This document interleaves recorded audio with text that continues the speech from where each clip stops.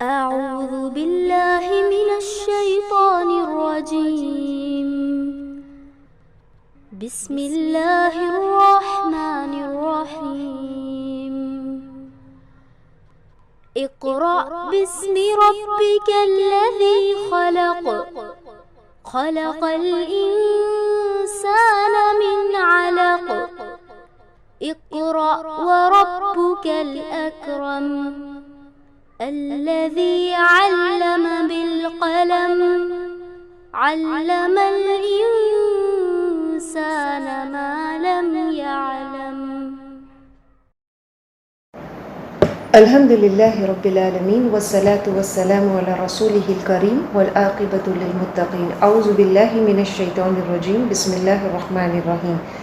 رب اشرح لي صدري ويسر لي أمري واحلل عقدة من لساني يفقهوا قولي. ربي زدني علما. اللهم انفعنا بما علمتنا وعلمنا ما ينفعنا وزدنا علما. السلام علیکم ورحمۃ اللہ وبرکاتہ. اللہ نے ہمیں اس دنیا میں بھیجا ہے ایک مقصد کے لیے، اور وہ ہے کہ ہم اس کی عبادت کریں. اور اس مقصد کے لیے اللہ نے ہماری رہنمائی کے لیے نبیوں کو بھیجا، انبیاء کو بھیجا، اور ان کے ساتھ اللہ نے کتاب بھی بھیجی ہماری ہدایت کے لیے. تو رسول جب آتا ہے، جب نبی آتا ہے، تو وہ لوگوں کو اس کتاب کے ذریعے سے ہدایت کے راستے پہ لاتا ہے. اور رسول جو آتا ہے وہ لوگوں کو خوشخبری بھی دیتا ہے اور ان کو خبردار بھی کرتا ہے. کس بات کی خبردار کرتا ہے؟ اس قیامت کے دن کے آنے کا. اور جب رسول کتاب لے کر آتا ہے تو کچھ لوگ اس کو مانتے ہیں، اس پر ایمان لاتے ہیں، اور کچھ اس کی مخالفت کرتے ہیں، اس کتاب کو نہیں مانتے ہیں، اس کو ریجیکٹ کرتے ہیں، اور وہ اپنی جہالت میں اس ہدایت کو قبول نہیں کرتے ہیں. یہ کتاب جو اللہ نے ہمارے لیے بھیجا ہے، قرآن جو اللہ نے ہمارے لیے، جو آخری کتاب قرآن اللہ نے جو ہمارے لیے بھیجا ہے، یہ اللہ کی طرف سے رحمت ہے. اور جو شخص اس کو قبول نہیں کرتا ہے، جو اس ہدایت کو ایکسیپٹ نہیں کرتا ہے، اس کی ناشکری کرتا ہے، اس کی ناقدری کرتا ہے، تو وہ شخص خود اپنے آپ کو اللہ کی رحمت سے دور کرتا ہے. اور جب کوئی شخص اپنے آپ کو اللہ کی رحمت سے دور کرتا ہے تو پھر he calls for the punishment on himself. ہم قرآن پڑھ رہے ہیں، ہم قرآن سیکھ رہے ہیں، ہم اللہ سے دعا کرتے ہیں کہ وہ ہمیں اس ہدایت کو قبول کرنے والا، اللہ کا شکر ادا کرنے والا بنائے. اس کتاب کی تعلیمات کو اگر ہم اپنی زندگی میں نافذ نہیں کرتے ہیں تو پھر ہم اللہ کی ناشکری اور ناقدری کرتے ہیں. اللہ ہمیں اس کتاب پر پڑھنے والا اور اس پر عمل کرنے والا بنائے. آج ہم سورہ ہود شروع کرتے ہیں. سورہ ہود جو ہے وہ مکی سورہ ہے. سبجیکٹ میٹر اس کے موضوع میں یہ بالکل سورہ یونس جیسا ہی ہے. پچھلے سورہ یونس میں ہم نے پڑھا کہ اللہ نے اس سورہ میں اپنی رحمت کا زیادہ ذکر کیا، اس کا زیادہ اظہار کیا ہے. اس سورہ میں موضوع تو وہی ہے، لیکن اس سورہ میں اللہ نے اپنی سزا کا، his justice and his punishment کا، اس سورہ میں ہم اس کو زیادہ دیکھیں گے. اور اللہ کی سزا کب آتی ہے؟ جب کوئی شخص خود اس رحمت کو کیا ہے قبول نہیں کرتا ہے. تو اس سورہ کا جو پہلا حصہ ہے وہ جیسے اس سورہ کا ایک تعارف ہے، ایک انٹروڈکشن ہے. اور پھر اس کے بعد ہم پڑھیں گے بہت سی جو پچھلی قوموں کے واقعات کا اللہ اس سورہ میں ذکر کرتا ہے کہ اللہ نے ہر قوم کے لیے ایک نبی کو بھیجا، اور جنہوں نے ان کی تعلیمات پر عمل نہیں کرے، ان کو ریجیکٹ کیا، ان کی ناشکری کی، ناقدری کی، اللہ نے ان کو سزا دیا ہے. تو اس سورہ میں ہم زیادہ اللہ کی ان قوموں کی جو سزا ہے اس کے بارے میں پڑھیں گے. اس انٹروڈکٹری پیسج میں ہم یہ دیکھیں گے کہ اللہ جو ہے اسلام کے اور دین کے بنیادی اصول کو بیان کرتا ہے. اور اسلام کے بنیادی اصول کیا ہے؟ سب سے پہلے سبمیشن ٹو اللہ الون. اطاعت جو ہے وہ صرف اللہ کی جاتی ہے. عبادت جو ہے وہ صرف اللہ کی جاتی ہے. اور عبادت اللہ کی کیسے کی جاتی ہے؟ اس کے عبادت صرف اللہ کی، اس کے ساتھ کسی کو شریک نہیں ٹھہرایا جاتا ہے. دوسرا بنیادی اصول یہ ہے کہ اس آخرت جو قائم ہوگی اس پہ یقین کرنا ہے. جو ہمارے عمل ہے، لوگوں کے جو عمل ہے اس دنیا میں جو ہم کرتے ہیں اس کا ہمیں ایک دن جواب دینا ہے۔ یہ دوسرا ہمارے دین کا اہم بنیادی اصول ہے۔ تیسرا یہ ہے کہ اللہ کی طاقت اور اس کی قدرت، his absolute power and his limitless authority, اس کا ہر چیز پہ کیا ہے؟ اختیار ہے، کل اختیار اللہ کا ہے۔ اور پھر بنیادی اصول یہ بھی ہے کہ یہ کتاب جو اللہ نے ہمارے لیے بھیجی ہے، اور اس کتاب کو جس نبی کے ساتھ، جس رسول کے ساتھ اللہ نے اس کتاب کو بھیجا ہے، اس کی سچائی کو بیان کرتا ہے۔ یہ سورہ اللہ نے اللہ کے رسول صلی اللہ علیہ وسلم کو تسلی کے لیے نازل کیا تھا، تسلی دینے کے لیے نازل کیا تھا، ایمان والوں کو اس دین پر استقامت رہنے کے لیے نازل کیا تھا۔ اس سورے میں خوشخبری بھی دی گئی ہے اور اس سورے میں خبردار بھی کیا گیا ہے۔ اس سورے کے بارے میں اللہ کے رسول صلی اللہ علیہ وسلم نے کہا کہ یہ سورہ جو ہے سورہ ہود اور اس جیسے سورے، جیسے سورہ کوورت، اذا الشمس کوورت، سورہ واقعہ، سورہ مرسلات نے مجھے بوڑھا کر دیا ہے۔ اس کا مطلب کیا ہے؟ کیونکہ اس میں قیامت کا جو ہے وہ ذکر کیا گیا ہے، اس میں اللہ کی جو پنشمنٹ ہے، اللہ کا جو عذاب ہے اس کا ذکر کیا گیا ہے۔ اور جب ہم اللہ کے عذاب کے بارے میں پڑھتے ہیں تو پھر یہ ایمان والوں کے لیے this brings fear in the hearts of the believers also, اور یہ کہ وہ پھر اس کو پڑھنے کے بعد دے بیکم اسٹیڈفاسٹ، وہ استقامت کریں۔ تو اللہ سے دعا ہے کہ جب ہم اس سورے کو پڑھتے ہیں تو اللہ ہمیں بھی وہ استقامت عطا کرے۔ ہم سورہ ہود شروع کرتے ہیں۔ اعوذ باللہ من الشیطان الرجیم، بسم اللہ الرحمن الرحیم۔ الف لام را کتاب احکمت آیاتہ ثم فصلت من لدن حکیم خبیر۔ الف لام را کتاب، یہ کتاب، احکمت مضبوط کی گئی ہے، آیاتہ اس کی آیتیں، اس کتاب کی آیتیں مضبوط کی گئی ہے، ثم پھر فصلت تفصیل کی گئی ہے، تفصیل کی گئی ہے، من لدن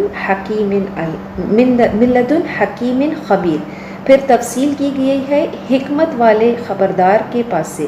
تو اس پہلی آیت میں اللہ فرماتا ہے کہ یہ کتاب جو ہے اللہ نے نازل کیا ہے، اور یہ کتاب کیسی ہے کہ اس کی آیتیں جو ہے وہ بہت مضبوط کی گئی ہے، اور پھر اس کی تفصیل بھی بیان کی گئی ہے۔ اور تفصیل کس کی طرف سے بیان کی گئی ہے؟ تفصیل کس نے بیان کیا ہے؟ وہ ہستی، وہ اللہ جو حکیم خبیر ہے، جو حکمت والا ہے اور خبردار ہے۔ الف لام را یہ سیپریٹ لیٹرز ہے، حروف مقطعات ہے، اس کے اصل معنی جو ہے وہ اللہ بہتر جانتا ہے، اللہ کے وہ علم میں ہے، تو ہم اس کی بہت زیادہ گہرائی اور اس کی تفصیل میں نہیں جاتے ہیں۔ لیکن ہم جانتے ہیں کہ اللہ قرآن میں ہی انسانیت کو ایک چیلنج کرتا ہے کہ وہ اس جیسی کتاب کو لے آئے، اور یہ کتاب عربی زبان میں نازل ہوئی ہے۔ تو الف لام را اور جو سورہ حروف مقطعات سے شروع ہوتے ہیں، انسانیت کے لیے چیلنج ہے کہ یہ کتاب جو عربی زبان میں نازل ہوا ہے یہ وہی الفاظ ہے، الف لام را بھی عربی کے الفاظ ہے، تو تم these are the same letters, یہ تم جانتے ہو، اور تم اسی زبان کے انہی حروف سے تم اگر چاہتے ہو، تم اگر چاہو تو اس جیسی کوئی کتاب لے کر آؤ۔ لیکن ہم جانتے ہیں کہ انہوں نے اس چیلنج کو نہ ایکسیپٹ کیا، نہ وہ اس چیلنج کو کبھی ایکسیپٹ کر سکتے ہیں۔ تو اس سے یہ ظاہر ہوتا ہے قرآن کی عظمت کو اللہ پھر بیان کرتا ہے۔ جب حروف مقطعات کا ذکر ہوتا ہے تو پھر اس کے فوراً بعد اللہ قرآن کی عظمت کو بیان کرتا ہے۔ تو اللہ یہاں پہ فرماتا ہے کہ الف لام را کتاب احکمت آیاتہ، یہ کتاب کیسی ہے؟ یہ کتاب کی اللہ نے اب خود حفاظت کی ہے، he has protected it and perfected it. اور احکمت کا مطلب یہ ہے کہ سم تھنگ جو آیتیں اللہ قرآن میں بیان کرتا ہے، it is given in general, کچھ آیتیں جو ہے اللہ اس کو in general he explains and he describes. اس کے بعد اسی آیت کی تفصیل سے وضاحت، ثم فصلت من لدن، ثم فصلت، پھر اس کے بعد اس کی تفصیل کو اللہ بیان کرتا ہے، اور بیان کون کرتا ہے؟ اللہ جو حکیم اور خبیر ہے۔ تو جب ہم قرآن کو پڑھتے ہیں تو مثال کے لیے قرآن میں اللہ بیان کرتا ہے کہ تم اللہ کی عبادت کرو، اس کے ساتھ کسی کو شریک نہ ٹھہراؤ۔ یہ آیت کتنی واضح ہے، کتنی صاف ہے، اور اس حق کو اور اس سچائی کو اگر کوئی تلاش کرتا ہے کہ ہمارا رب کون ہے اور ہم کس کی عبادت کریں، تو یہ ایک آیت ہی کافی ہے ان کو سمجھنے کے لیے کہ ہم اللہ کی عبادت کریں اور اس کے ساتھ کسی کو شریک نہ ٹھہرائیں۔ لیکن اللہ صرف اس آیت کو صرف بیان نہیں کرتا ہے قرآن میں، اس کی تفصیل پوری قرآن بیان کرتی ہے۔ اللہ مینشنز ان دا قرآن کہ تم اللہ کی عبادت کرو، اس کے ساتھ کسی کو شریک نہ ٹھہراؤ۔ دس از مینشنڈ ان جنرل، لیکن اس کی تفصیل دی انٹائر قرآن مینشنز کہ what it is to worship Allah alone, Allah کی عبادت کرنا اور اس کے ساتھ کسی کو شریک نہیں ٹھہرانا۔ What are the details of that, یہ کتاب کے اندر خود اللہ نے بیان کیا ہے، اور وہ حکمت والا ہے اور وہ خبیر ہے۔ خبیر سے مراد صرف یہ نہیں ہے کہ وہ جانتا ہے کہ he has some information about it, بلکہ خبیر سے مراد وہ ہے کہ وہ ہر چیز سے خوب واقف ہے، جیسے ہم انگلش میں کہتے ہیں well acquainted with all things. Allah نے انسانوں کو بنایا، اللہ نے ہمیں بنایا ہے، اور وہ جانتا ہے کہ ہمارے لیے کیا چیز اچھا ہے، کیا چیز بہتر ہے، کیا چیز صحیح نہیں ہے۔ اس کی حکمت اور اس کی حکمت اور اس کا علم یہ جانتا ہے کہ ہمارے لیے کیا چیز بہتر ہے، کیا چیز اچھا ہے اور کیا چیز اچھا نہیں ہے۔ چاہے وہ کسی بھی معاملات میں ہو، چاہے وہ کسی احکام کے بارے میں ہو یا کسی واقعات کو قرآن میں بیان کرنے کا ہو، اللہ جانتا ہے کہ کون سے واقعات کو کہاں بیان کرنا ہے، کتنا بیان کرنا ہے، how much of its detail has to be mention. تو ہم نبیوں کے واقعات جب قرآن میں پڑھتے ہیں تو ہم دیکھتے ہیں کہ اس واقعات کی ساری تفصیل ایک جگہ مینشن نہیں کی گئی ہے، بلکہ پورے قرآن میں in different surahs that portion is mentioned in that surah that fits the context of that surah۔ تو جب کوئی واقعات کو اللہ بیان کرتا ہے اس کی پوری تفصیل نہیں بیان کرتا ہے، what is required and necessary اس کانٹیکسٹ میں اس کو بیان کیا گیا ہے، اور پھر اس کی کچھ پورشنز کو کہیں اور بیان کیا گیا ہے۔ احکام کا معاملہ بھی جب ہوتا ہے تو اسی طرح سے قرآن میں اللہ بہتر جانتا ہے، وہ حکیم ہے اور وہ خبیر ہے۔ وہ جانتا ہے کہ کس چیز کو کہاں بیان کرنا ہے، کس چیز کی تفصیل کو مینشن کرنا ہے اور کس چیز کی تفصیل کو مینشن نہیں کرنا ہے۔ جب ہم نبیوں کے واقعات کو قرآن بیان کرتا ہے، جب ہم ان کے قصے کو پڑھتے ہیں تو کچھ تفصیلیں دی جاتی ہے، کچھ تفصیل نہیں دی جاتی ہے۔ یہ اللہ کے علم اور حکمت میں ہے کہ اس چیز کی، اس واقعات کی تفصیل کیوں نہیں دی گئی ہے، کیونکہ وہ بہتر جانتا ہے کہ ہمارے لیے، انسانوں کے لیے، ان کی رہنمائی کے لیے، ان کی گائیڈنس کے لیے اس قرآن میں کون سی چیز کو بیان کرنا ہے، کس چیز کو بیان کرنا ہے اور کس چیز کو بیان نہیں کرنا ہے۔ تو ہم دیکھتے ہیں کہ اس سورے کی شروعات ہی اللہ اس طرح سے کرتا ہے کہ اس کتاب کی عظمت کو بیان کرتا ہے کہ اللہ نے کس طرح سے اس کتاب کی جو آیتوں کو بیان کیا ہے، اس کی کچھ محکمات کو بیان کیا ہے، اور پھر اس کی تفصیل کو بھی اللہ نے ہی بیان کیا ہے۔ تو جب شروع میں اللہ ہمیں یہ چیز بتاتا ہے، یہ چیز بیان کرتا ہے، تو پھر ہمارا دل جو ہے وہ اللہ کے اس کلام کو تسلیم کرنے کے لیے تیار ہو جاتا ہے، and then our hearts are prepared to receive the message of Allah۔ تو اب مزید آگے کیا میسج ہے کہ جو ہمارا دل جو ہے our hearts are prepared to receive۔ اللہ آگے آیت میں فرماتا ہے اللہ تعبدوا الا اللہ اننی لکم منہ نذیر بشیر، نذیر و بشیر۔ اللہ تعبدوا الا اللہ، یہ کہ تم عبادت نہ کرو مگر اللہ کی، اللہ کے سوا کسی اور کی عبادت نہ کرو۔ اننی بے شک میں، لکم تمہارے لیے، منہ اس سے، نذیر و بشیر ڈرانے والا، خبردار کرنے والا اور خوشخبری دینے والا ہو۔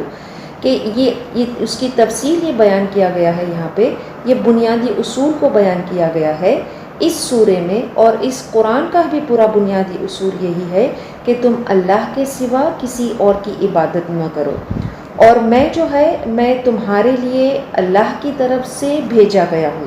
میں خود اس کلام کو، اس کتاب کو لے کر نہیں آیا ہوں، میں تو تمہاری طرف بھیجا گیا ہوں اس رب سے جو حکیم ہے، جو خبیر ہے، اور میں تمہارے لیے بھیجا گیا ہوں نذیر و بشیر، ڈرانے والا، خبردار کرنے والا اور خوشخبری دینے والا۔ تو اس آیت میں اللہ فرماتا ہے کہ اللہ کے سوا کسی اور کی عبادت نہ کرے۔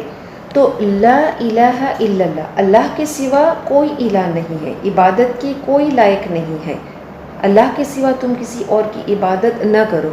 دس از مینشنڈ ان جنرل، اور اس کی تفصیل جو ہے کہ what it means to worship Allah, Allah کے سوا کوئی عبادت کے لائق نہیں ہے، یہ پورا قرآن بیان کرتا ہے۔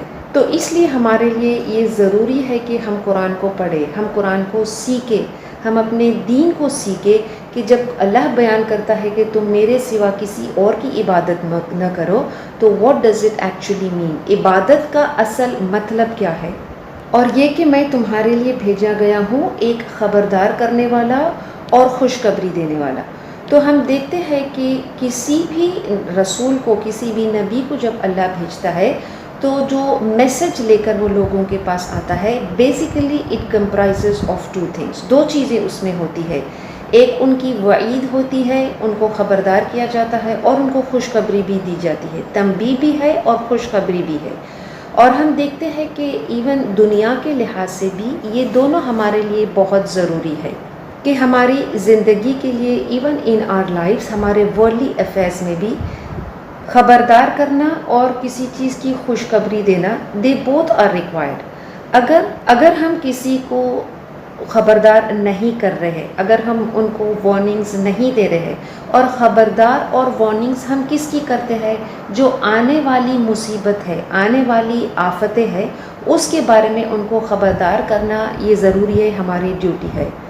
اگر جن کے پاس علم ہے، جن کے پاس انفارمیشن ہے، جن کے پاس اختیار ہے، اگر وہ لوگوں کو کچھ چیزوں کے بارے میں، دنیا کے لحاظ سے بھی کچھ چیزوں کے بارے میں اگر وہ خبردار نہیں کرتے ہیں، مثال کے لیے کہ اگر کوئی بیماری آنے والی ہے، کوئی وبا آنے والی ہے، کوئی سیویئر ویدر آنے والا ہے، کوئی طوفان آنے والا ہے، کوئی زلزلہ آنے والا ہے، اگر لوگوں کو وہ ان چیزوں سے وارن یا خبردار نہیں کرتے ہیں، تو پھر یہ لوگوں کے لیے بہت جان لیوا ثابت ہوگا۔ خبردار اس لیے کرے تاکہ پھر وہ اپنی حفاظت کر سکے، so that they can take the means, وہ اسباب کو کیا ہے یوز کر سکے۔ بلکہ اگر وہ ان کو خبردار نہیں کریں گے، جو آنے والی آفتیں ہیں، آنے والی مصیبتیں ہیں، ان کے بارے میں اگر ان کو خبردار نہیں کریں گے، تو لوگ ان کو دھوکے باز کہیں گے کہ یہ جانتے تھے کہ فلاں بیماری آنے والی ہے، یہ جانتے تھے کہ موسم اتنا خراب ہونے والا ہے، لیکن انہوں نے ہمیں کوئی انڈیکیشن نہیں دیا، انہوں نے ہمیں خبردار نہیں کیا۔ تو اس لیے لوگوں کو خبردار کرنا ضروری ہے۔ اور اگر ہر وقت اگر ہم لوگوں کو صرف خوشخبری، صرف اچھی اچھی باتیں ہی بتائے، تو یہ صورت بھی صحیح نہیں ہوگا، تو پھر وہ اپنی زندگی میں سیریس نہیں رہیں گے۔ ہر وقت ان کو صرف ڈرانا، ہر وقت ان کو صرف وارننگز دینا، یہ بھی ان کے لیے درست نہیں ہوگا، کیونکہ وہ زندگی سے پھر امید چھوڑ دیں گے، وہ ڈپریشن میں چلے جائیں گے۔ تو اس سے مراد یہ ہے کہ لوگوں کو خوشخبری بھی دینا ضروری ہے، ان کو وارننگز اور ان کو خبردار کرنے والا بھی ضروری ہے۔ یہ سب دنیا کے لحاظ سے جب ہم یہ سوچتے ہیں کہ یہ لوگوں کو وارننگز اور ان کو خوشخبری دینا ضروری ہے، تو how much more it is important کہ ہدایت کے معاملے میں جو رسول ان کو آتا ہے، ہدایت لے کر آتا ہے، کیونکہ وہ تو اللہ کی طرف سے بھیجا گیا ہوا ہے، اور ان کو تو اس بات کا یقین ہے، کس مصیبت کا، کس آنے والی مصیبت کا ان کو یقین ہے؟ یوم القیامہ، قیامت کے دن کا آنے کا، اس دن کے قائم ہونے کا ان کو یقین ہے۔ تو جب لوگوں کو پھر وہ خبردار کرتے ہیں، تو یہ ضروری ہے کہ وہ لوگوں کو اچھی باتیں بھی بتائیں کہ وہ جب نیک عمل کریں گے تو اس کا صلہ ان کو کیا ملے گا، اور جب وہ کوئی برائی کرتے ہیں تو پھر اس کی سزا ان کو کیا ملے گی، اللہ کی ڈس اوبیڈینس کی ان کو سزا کیا ملے گی۔ اسی لیے اللہ نبیوں کو بھیجتا ہے تاکہ وہ لوگوں کو خوشخبری بھی دے اور ان کو وارننگز بھی دے۔ تو ان آیتوں سے ہم سبق ہمارے لیے بھی ہے کہ جب ہم لوگوں کو حق کی طرف بلاتے ہیں، تو پھر it is not just sufficient کہ ہم ان کو صرف اچھی اچھی باتیں بتائیں کہ پھر وہ اچھے جو عمل کریں گے، یہ عمل ان کو جنت میں لے جائے گا، یہ صحیح ہے، لیکن ان کو پھر یہ بھی بتائے کہ پھر اگر وہ اللہ کی نافرمانی کرتے ہیں، اگر وہ اللہ کی ناشکری کرتے ہیں، اگر وہ اللہ کی عبادت ویسے نہیں کرتے جیسے اس کی عبادت کا حق ہے، اگر وہ اللہ کے ساتھ شریک ٹھہراتے ہیں، تو پھر اس کا انجام کیا ہے؟ تو پھر اس کا انجام دوزخ ہوگا۔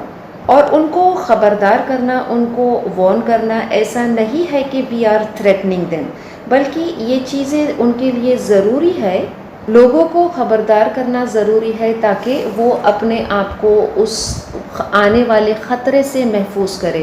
بالکل اسی طرح کہ جب کوئی شخص کو آنے والے سیویئر ویدر کے بارے میں جب وارن کیا جاتا ہے تو پھر وہ کیا کرتا ہے؟ کیا اس کو ڈرانے کے لیے وہ بتایا جاتا ہے؟ نہیں، بلکہ یہ that he takes some precaution and prevent himself from that severe weather. اسی طرح جو آنے والی جو مصیبت کے بارے میں جب ہم لوگوں کو اس دن کے بارے میں خبردار کرتے ہیں، so that they take protection. کس بات کا protection? To stay, how to stay away from the hell fire, اس جہنم کی آگ سے اپنے آپ کو کیسے محفوظ کرے، یہ خبردار کرنا، یہ وارننگ کرنا will make them take those steps to stay away from the hellfire۔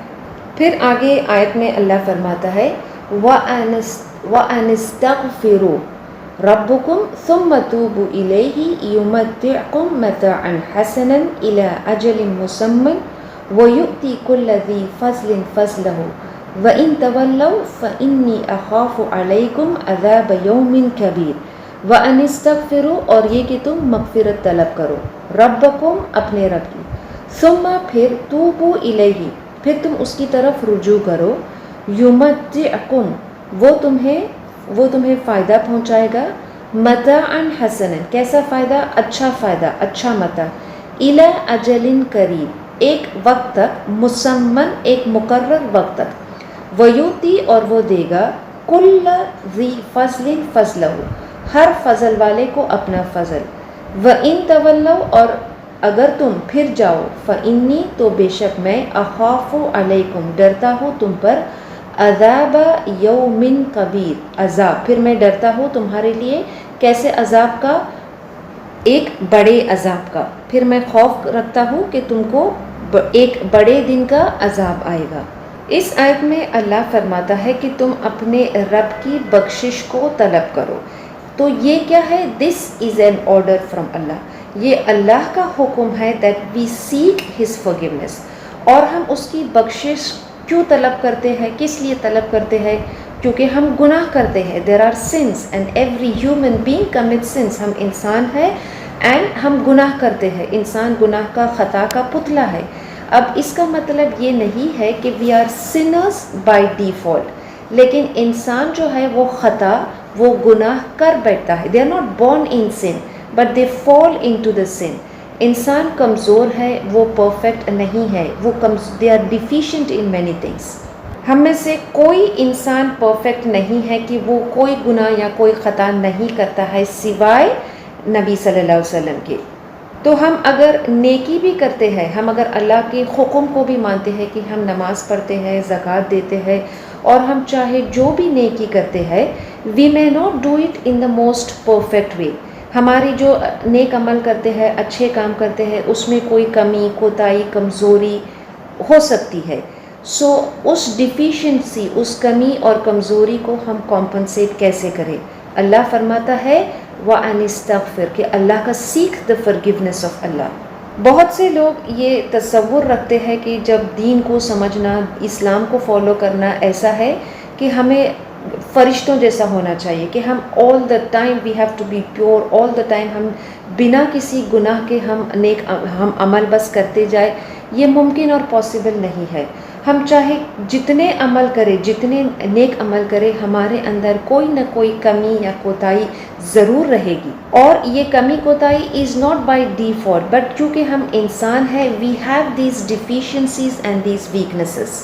تو اللہ ہمیں ایک طریقہ بتاتا ہے کہ ہم کس طرح سے how do we perfect our actions. ہم اپنے عمل کو کمپلیٹلی پرفیکٹ تو نہیں کر سکتے ہیں، ہم صرف اس کو کمپنسیٹ کر سکتے ہیں for the perfection that we missed. اور وہ کس طرح سے ہے کہ we constantly seek the forgiveness of Allah. ایمان پر قائم رہنے کے لیے یہ ضروری ہے کہ ہر وقت ہم اللہ کی کیا ہے بخشش کو طلب کریں، اور یہ سورہ ہمیں یہ بیان کرتا ہے کہ ہم استقامت کیسے بتائیں. So how to be steadfast. سب سے پہلی چیز، سب سے بنیادی اصول اللہ اس سورے میں بیان کرتا ہے کہ تم اللہ کی عبادت کرو، اس کے ساتھ کسی کو شریک نہ ٹھہراؤ. یہ اللہ کا کیا ہے؟ یہ اللہ کا حکم ہے کہ پھر تم اس کی بخشش کو طلب کرو، اور پھر ثم توبوا الیہ، تم اس کی بخشش کو طلب کرو اور پھر تم اس کی طرف پلٹ آؤ. تو پہلا حکم ہے کہ ہم اللہ کی عبادت کریں، اس کے ساتھ کسی کو شریک نہ ٹھہرائے.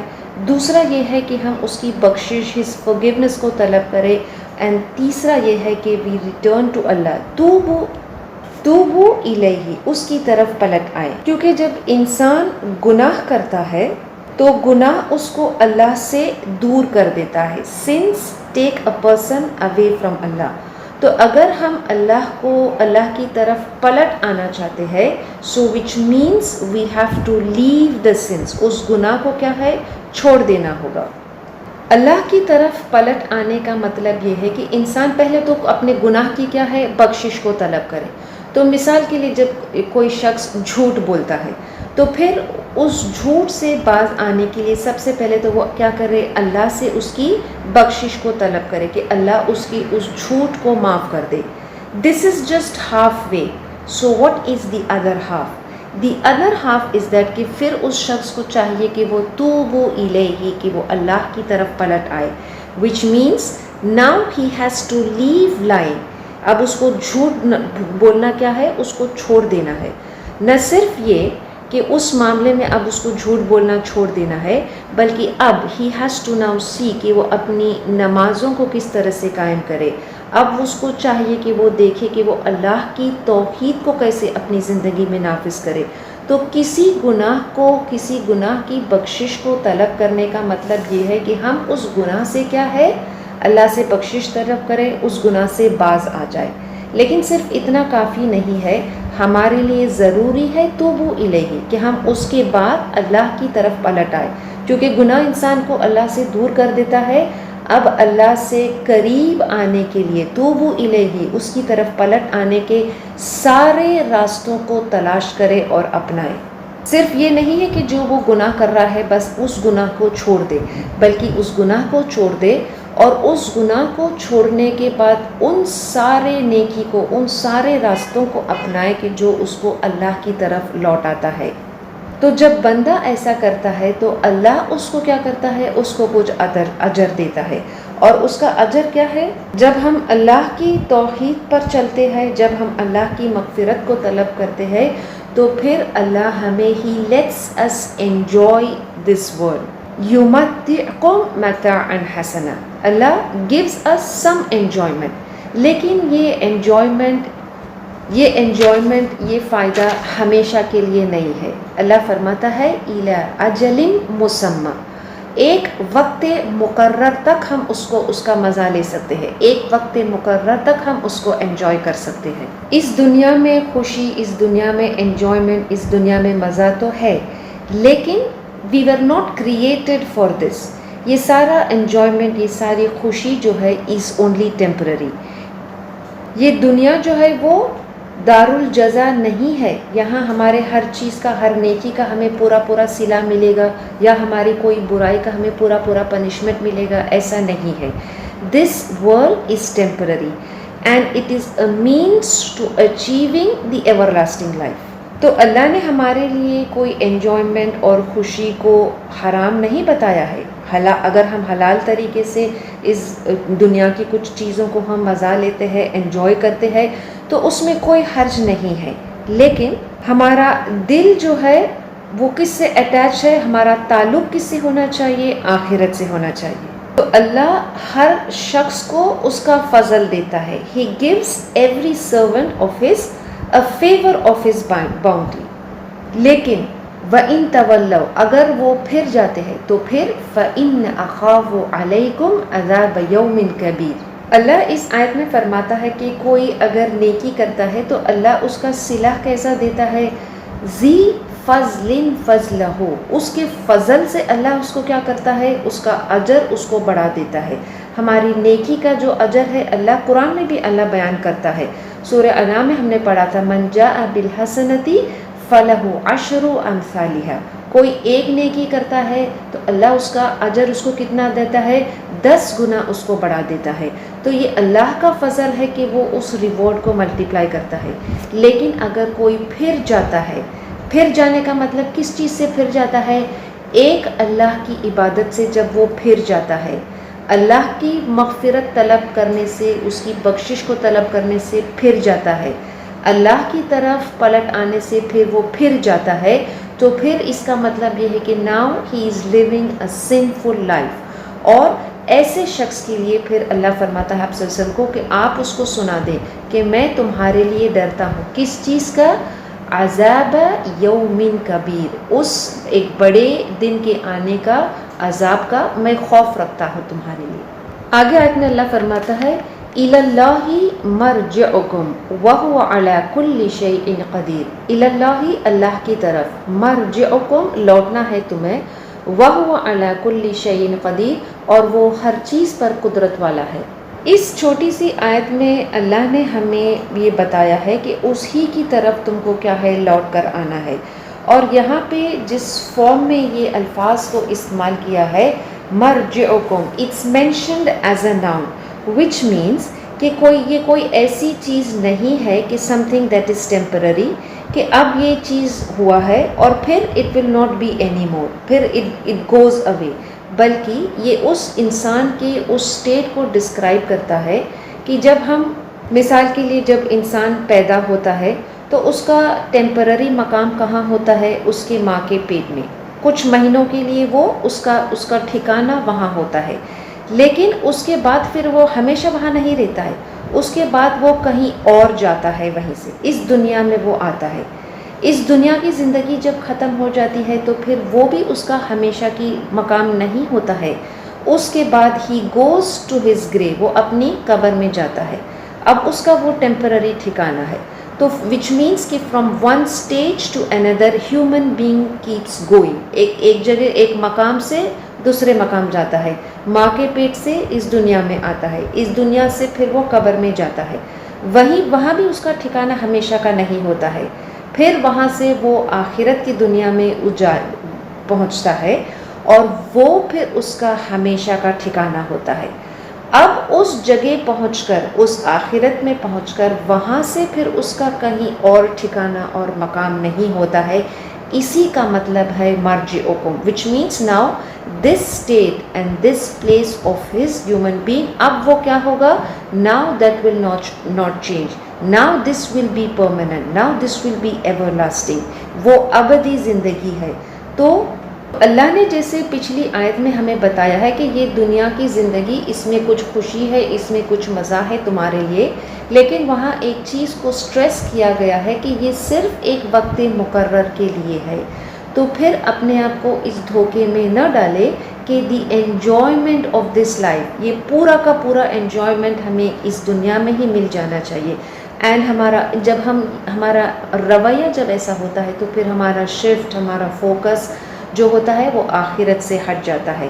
تو اگر یہ اصول ہمارے ذہنوں میں رہے گا کہ مرجعکم، کہ ہمیں اللہ کی طرف لوٹ کر جانا ہے اور وہ جگہ، وہ مقام، وہ زندگی ابدی ہے، وہاں سے پھر ہم کہیں اور نہیں جانے والے ہیں، اور وہاں جو ہمیں جج کرے گا ہمارے عمل کا وہ کوئی اور نہیں ہے بلکہ اللہ ہمیں جج کرے گا. اور وہاں پہنچنے کے بعد ٹھکانہ صرف 2 رہے گا، یا تو جنت رہے گا یا پھر دوزخ رہے گا.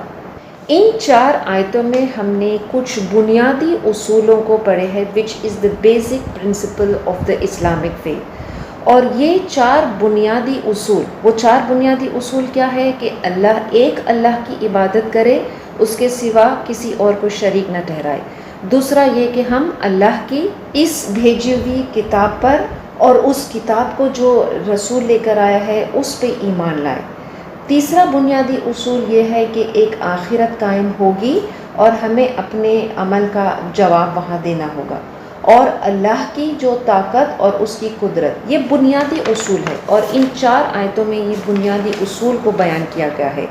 ہم جب دین کو نافذ کرنے کی کوشش کرتے ہیں تو ان 4 بنیادی اصول کو جب تک ہم نافذ نہیں کریں گے اپنی زندگی میں، اپنے معاشرے میں، تو پھر ہم اس دین کو قائم نہیں کر سکتے ہیں۔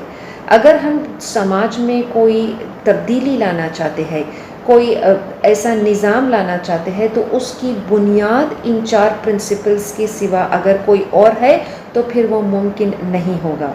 اگر لوگ اپنی زندگیوں میں تبدیلی لانا چاہتے ہیں، خوف سے، ذلت سے، بے چینی سے اگر وہ باہر آنا چاہتے ہیں، اگر وہ ایک خوشی کی اور ایک سکون کی زندگی جینا چاہتے ہیں، تو ان 4 بنیادی اصول کے بغیر یہ ممکن نہیں ہوگا۔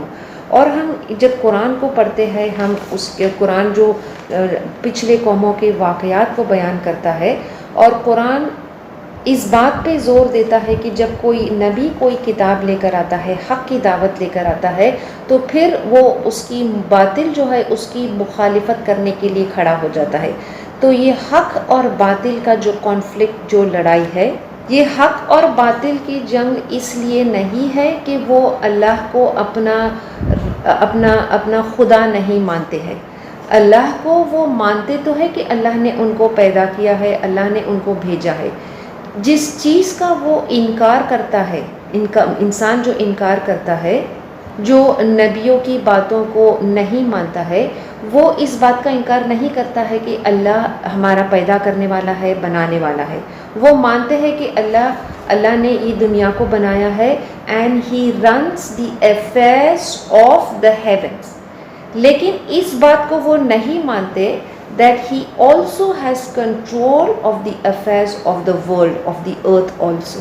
آسمانوں پہ اللہ کا نظام ہے، لیکن دنیا میں انسانوں کا نظام ہے۔ یہ ان کا کانفلکٹ ہے، یہ حق اور باطل کی جنگ ہوتی ہے۔ تو ہم جب تک اس بات کو تسلیم نہیں کریں گے کہ دنیا میں بھی ہر چیز کا اختیار کس کا ہے؟ اللہ کا ہی۔ The authority belongs only to Allah. اور what does it mean کہ authority belongs to اللہ؟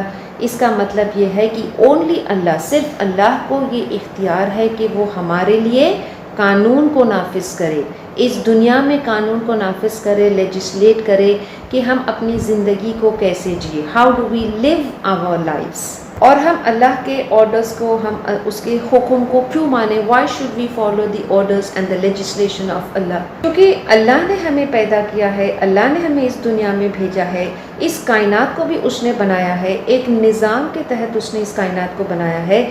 انسانوں کو بھی جب وہی پیدا کرنے والا ہے تو پھر وہ بہتر جانے گا کہ ہم اپنی زندگی کو کیسے جئے، یا انسان خود جانے گا؟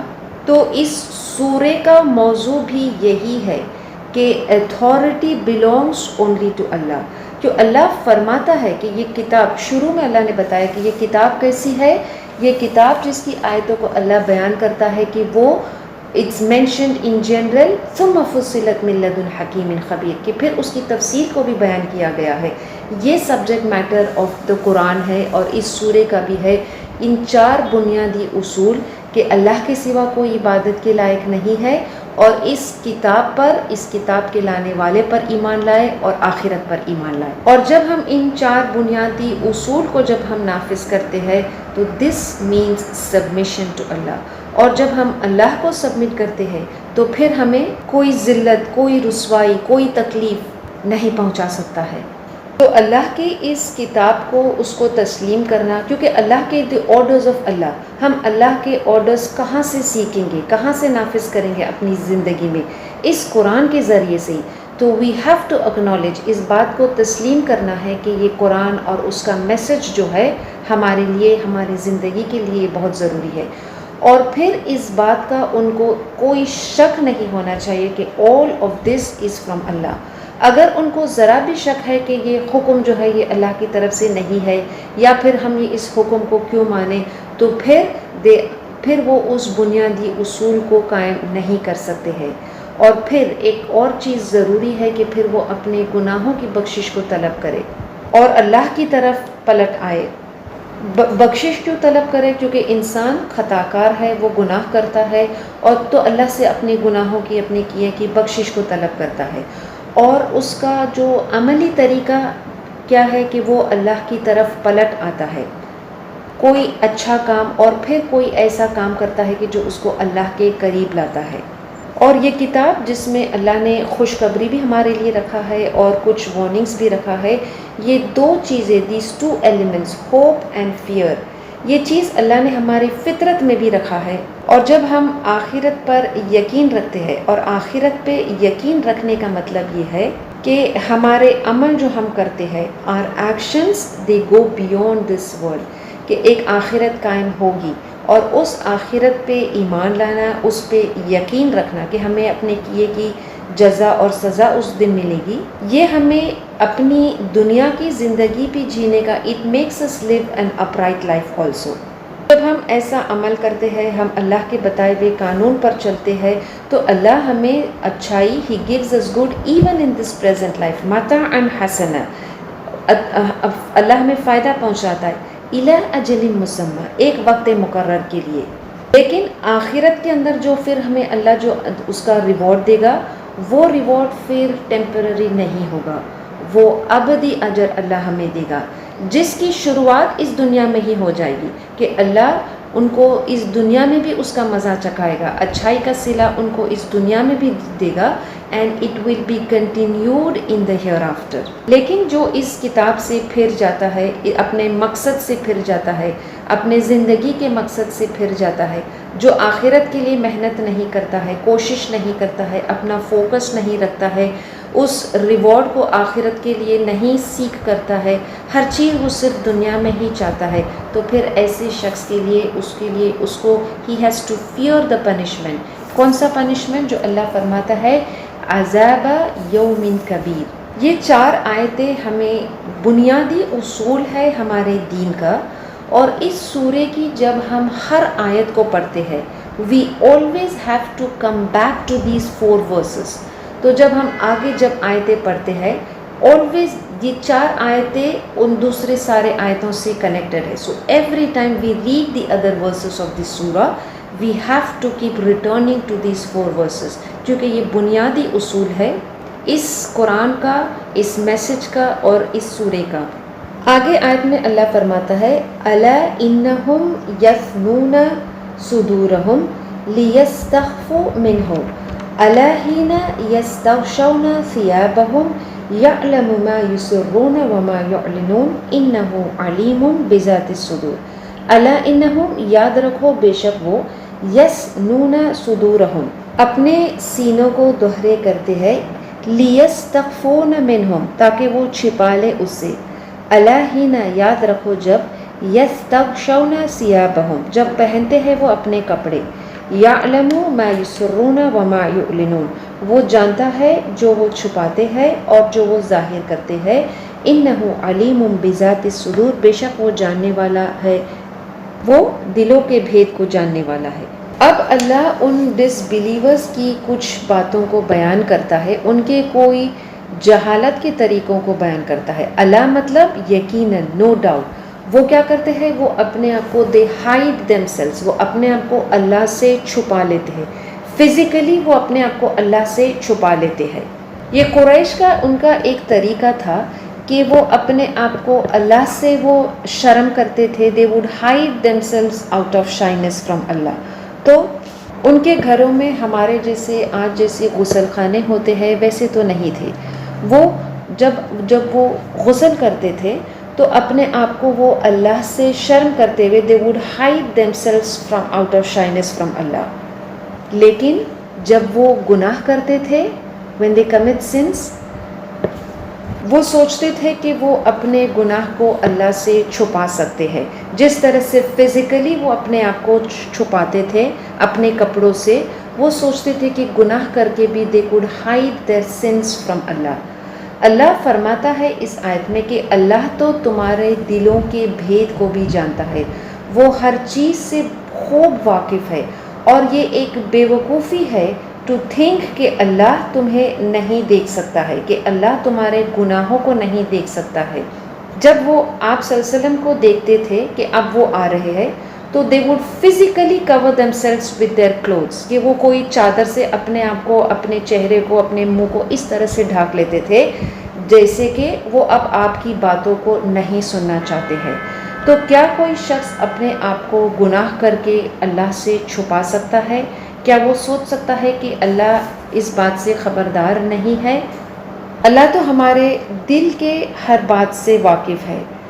حضرت ابو ہریرہ رضی اللہ عنہ روایت کرتے ہیں، مسلم کی حدیث ہے کہ نبی صلی اللہ علیہ وسلم نے کہا کہ اللہ تمہارے اپیئرنسز کو، تمہاری صورتوں کو نہیں دیکھ اور تمہارے مالوں کو نہیں دیکھتا ہے، بلکہ وہ تو تمہارے عمل کو اور تمہارے دل کو دیکھتا ہے۔ وچ مینس کہ ہم جو گناہ کرتے ہیں اور یہ سوچتے ہیں کہ کسی کو اس کے بارے میں پتہ نہیں چلا، اللہ تو ہمارے عمل کو بھی جانتا ہے اور ہمارے دل میں جو نیت ہے اس کو بھی جانتا ہے۔ اگر ہم نے کوئی نیکی کی ہے، کوئی نیک عمل کیا ہے، کس کو صدقہ خیرات دیا ہے، لیکن ہمارا انٹینشن ہے کہ ہم لوگوں کی نظر میں آئے، لوگ ہماری واہ واہ کرے، تو اللہ تو ہمارے دلوں کے بھید، اس کے انٹینشنز، اس کے موٹیوز کو بھی جانتا ہے۔ سو بی کوشیس آف اللہ، اللہ کا تقویٰ رکھے، ہیو دا فیئر آف اللہ، اور یہ جان لو کہ تمہارے جو عمل جو تم کرتے ہو اس دنیا میں، وہ اس دنیا میں ہی نہیں ختم ہوگا۔ جو عمل ہم کرتے ہیں اس کا دا کانسیکوینسز آف دیٹ ہم آخرت میں بھی اس کا دیکھیں گے کہ ہم نے وہ عمل کو جو کیا تھا، اس کی نیت، اس کا انٹینشن، اس کا موٹیو کیا تھا، اور پھر اللہ اس دن جب ہم اس کی طرف لوٹ کر جائیں گے پھر ہمیں اس عمل کا پورا جزا یا سزا دے گا۔ ہم اللہ سے کسی چیز کو چھپا نہیں سکتے ہیں، وہ ہمارے ہر بھید کو، ہر راز کو، ہر عمل کو خوب جانتا ہے۔ تو ان 4 بنیادی اصول کو جب ہم پڑھتے ہیں اور ہم جب ہر آیت اس کے بعد پڑھتے ہیں تو we always go back to those 4 آیتس۔ تو اللہ جب ہمیں استقامت کے لیے، دین پہ استقامت کے لیے ضروری ہے کہ ہم ایک اللہ کی عبادت کریں اور ہم اس کی بخشش کو طلب کریں۔ اب بخشش ہم صرف اس وقت طلب نہیں کریں کہ جب ہم کوئی گناہ کرتے ہیں، وچ مینس کہ ہم نے کوئی گناہ کیا and then we seek the forgiveness آف اللہ، بلکہ ہم ہر اچھے کام کے بعد بھی وی سیک دا forgiveness آف اللہ۔ اسی لیے اللہ کے رسول صلی اللہ علیہ وسلم نے ہمیں سکھایا کہ ہم جب نماز پڑھتے ہیں، نماز کیسا ہے؟ بہت بہترین عمل ہے، اور نماز کے بعد اللہ کے رسول صلی اللہ علیہ وسلم نے ہمیں کیا سکھایا، کیا پڑھنے کے لیے؟ استغفر اللہ، کہ سیک دا forgiveness آف اللہ۔ جب ہم راتوں کو اٹھ کر قیام کرتے ہیں، تہجد کے لیے جب ہم اٹھتے ہیں تو پھر ہم اس وقت اللہ کی عبادت کرتے ہیں۔ کتنا بہترین اوقات ہے، کتنا بہترین عمل ہے، لیکن what do we do at that time؟ ہم کس لیے، ہم کیا کریں اس وقت جب ہم اٹھتے ہیں؟ we seek the forgiveness of اللہ۔ کہ سورہ زاریات میں بھی اللہ فرماتا ہے ان لوگوں کے بارے میں کہ جو رات کو وَبِالْأَسْحَارِ هُمْ يَسْتَغْفِرُونَ، کہ جب وہ اس وقت اٹھتے ہیں کہ کچھ جو فجر سے پہلے جو وقت ہوتا ہے، جو تہجد کا وقت ہوتا ہے، وہ اس وقت اٹھ کر بخشش طلب کرتے ہیں، یستغفرون، اللہ کی مغفرت کو طلب کرتے ہیں۔ پھر آگے آیت میں اللہ فرماتا ہے وَمَا مِن دَابَّةٍ فِي الْأَرْضِ إِلَّا عَلَى اللَّهِ رِزْقُهَا وَيَعْلَمُ مُسْتَقَرَّهَا وَمُسْتَوْدَعَهَا كُلٌّ فِي كِتَابٍ مُبِينٍ۔ وَمَا مِن دَابَّةٍ، اور کوئی زمین پر چلنے والی چیز نہیں ہے مگر الا علی اللہ رزقها، لیکن اس کا رزق کس کے ذمے ہے؟ اللہ کے ذمے ہے۔ وَيَعْلَمُ، وہ جانتا ہے، مستقرها، اس کا ٹھکانہ، ومستودعها، اور اس کے سونپے جانے والی کی جگہ، کل فی کتاب مبین، سب کچھ ایک روشن کتاب میں محفوظ ہے۔ اس آیت میں ہمیں اللہ کی قدرت کو بیان کیا گیا ہے۔ جیسے ہم نے دیکھا بنیادی اصول، بیسک پرنسپلز جو اس قرآن میں اور اس سورے میں بیان کیا ہے، اس میں ایک یہ بھی تھا کہ اللہ کی طاقت اور اس کی قدرت۔ اس آیت میں اس اللہ کی طاقت اور قدرت کو بیان کیا گیا ہے۔ اللہ کا علم جو ہے وہ کتنا وسیع ہے، ہر جاندار چیز کو جو اللہ نے پیدا کیا ہے، چاہے وہ جانور ہو، پرندہ ہو، اور ان کو ہم دیکھتے ہیں کہ کوئی عقل یا انٹلیکٹ نہیں ہوتی ہے، ان کو کون رزق پہنچاتا ہے؟ who maintains their lives، ان کو رزق کون دیتا ہے؟ اللہ صرف انسانوں کو رزق نہیں دیتا ہے، اس کائنات میں ہر جاندار چیز کو جو اس نے پیدا کیا ہے، چاہے وہ ایک چھوٹی سی چوٹی کیوں نہ ہو یا کوئی بہت بڑا جانور ہو، اللہ ہر چیز کو، دابہ میں ہر چیز شامل ہے، چاہے وہ چھوٹا ہے، بڑا ہے، everything that's on the ground, اس زمین پہ چلنے والی، اس زمین پہ رہنے والے ہر چیز، اور زمین سے مراد پانی بھی ہے کہ پانی بھی زمین پر ہی ہے، تو ہر چیز جو ہے چاہے وہ بڑی ہے چھوٹی ہے، اور اللہ جب یہاں پہ فرماتا ہے کہ اس کا رزق اس کے پاس ہے، اللہ فرماتا ہے علی اللہ رزقھا، مطلب یہ اللہ نے یہ نہیں کہا کہ اس کا رزق اللہ کے پاس ہے، اللہ کو پہلے لا کر اس چیز کو ایمفسائز اور سٹریس کیا گیا ہے. It gives the meaning of exclusiveness کہ اللہ کے سوا کوئی اور ان کو رزق نہیں پہنچا سکتا ہے. اگر کوئی شخص یہ سوچتا ہے کہ ہم کچھ کھانا جو بچتا ہے ہم دوسرے جانوروں کو، پرندوں کو اس کو ڈال دیتے ہیں تاکہ وہ کھائے، تو ہم یہ سوچتے ہیں کہ ہم نے اس شخص کو، اس جانور کو ہم نے رزق دیا ہے.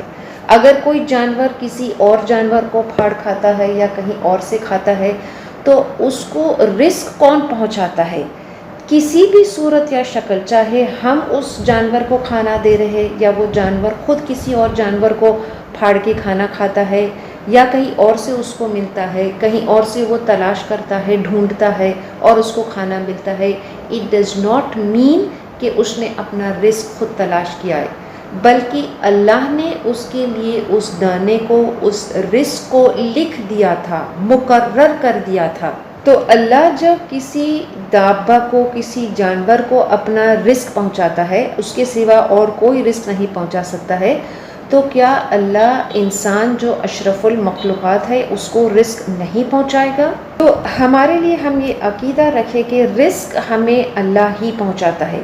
چاہے ہم اپنی محنت سے کام کر رہے، اپنے ہاتھوں سے کام کر رہے، لیکن ہمارا عقیدہ یہ ہے کہ وہ رزق ہمیں اللہ پہنچا رہا ہے، اللہ کی توفیق سے ہم وہ کام کر رہے ہیں اور وہ رزق ہمیں اللہ پہنچا رہا ہے. اللہ نے اس دنیا میں ہر کریچر کے لیے اپنا رزق ضرور رکھا ہے، لیکن اس رزق تک پہنچنے کے لیے پھر اس کو کیا ہے؟ محنت کرنا ہے. He has to seek the means to achieve that sustenance, to achieve that provision. اللہ نے ہمیں وہ ایبلٹی دی ہے، چاہے وہ انسان ہے یا جانور ہے، کہ پھر they utilize the laws of nature to seek the provision. لیکن اس رزق کو پہنچانے والا اللہ ہی ہے.